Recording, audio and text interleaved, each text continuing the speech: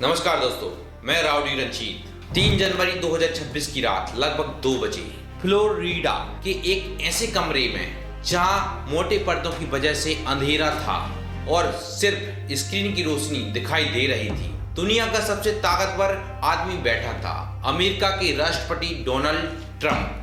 लेकिन ट्रंप कोई फिल्म या शो नहीं देख रहे थे। उनकी नजर उन लाइव स्क्रीनों पर थी जहां अमेरिकी सेना हजारों किलोमीटर दूर एक घर पर हमला कर रही थी।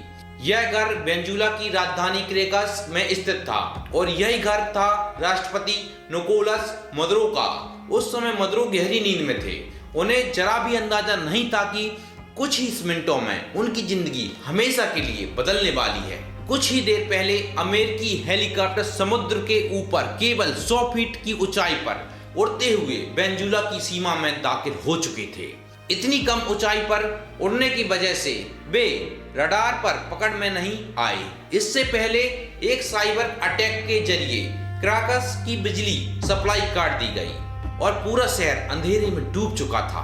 इसी अंधेरे का फायदा उठाकर डेल्टा फोर्स को एक कमांडोज हेलीकॉप्टर से रस्सियों के सहारे सीधे मदुरो के घर की छत पर उतरे। बिना ज्यादा आवाज किए वे खिड़की से अंदर घुसे और सीधे उस बेडरूम में पहुंचे जहां राष्ट्रपति मदुरो सो रहे थे। अचानक मदुरो की नींद खुली और उन्होंने अपने स्टील से बने सुरक्षित कमरे की ओर भागने की कोशिश की, लेकिन अमेरिकी कमांडोज उनके पीछे थे। वह दरवाजे तक तो पहुंचे मगर बंद नहीं कर पाए।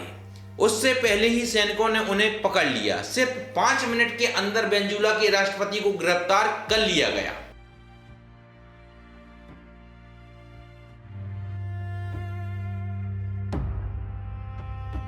बाद में डोनाल्ड ट्रंप ने फॉक्स न्यूज से कहा कि यह सब उन्हें टीवी देखने जैसा लग रहा था, जैसे ही कोई लाइव शो चल रहा हो, लेकिन कोई शो नहीं था। यह आधुनिक इतिहास का सबसे चौंकाने वाला सैन्य ऑपरेशन था जिसमें अमेरिकी ने एक संप्रभु देश के चुने हुए राष्ट्रपति को उसके घर से अगवा कर लिया।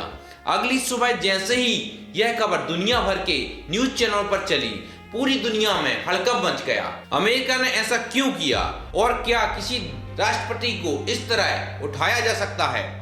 दोस्तों, यह ऑपरेशन अचानक नहीं हुआ था। इसकी योजना कई महीनों पहले बन चुकी थी।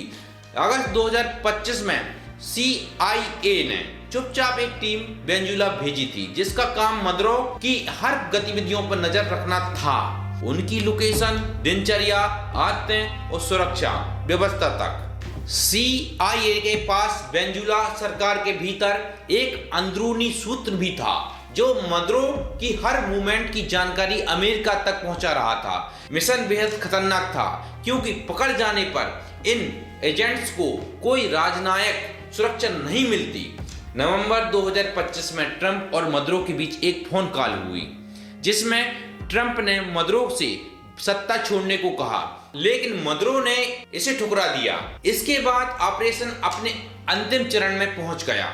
अमेरिका ने मदुरो के घर की पूरी नकल तैयार की जहां डेल्टा फोर्स ने बार बार अभ्यास किया। वेनेजुएला के आसपास लड़ाकू विमान, ड्रोन और नेवी एयरक्राफ्ट तैनात कर दिए गए।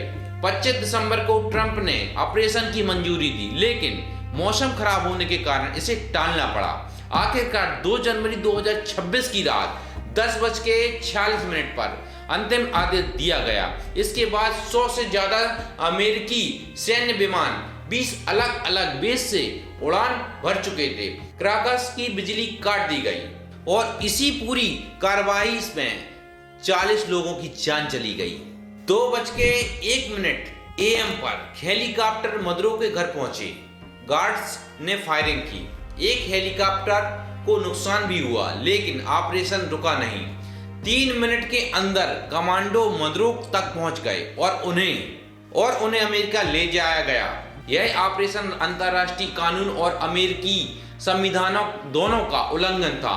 कांग्रेस की अनुमति के बिना सैन्य कार्रवाई की गई, लेकिन किसी संप्रभु देश के राष्ट्रपति को रात के अंधेरे में बिना किसी अंतर्राष्ट्रीय प्रक्रिया के सिर्फ संसाधनों पर कब्जा करने के लिए उठा लेना यह न्याय नहीं है।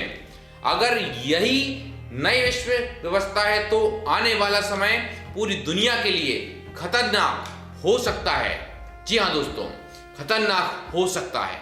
जय हिंद, जय भारत। चैनल को सब्सक्राइब जरूर कीजिए, लाइक जरूर कीजिए।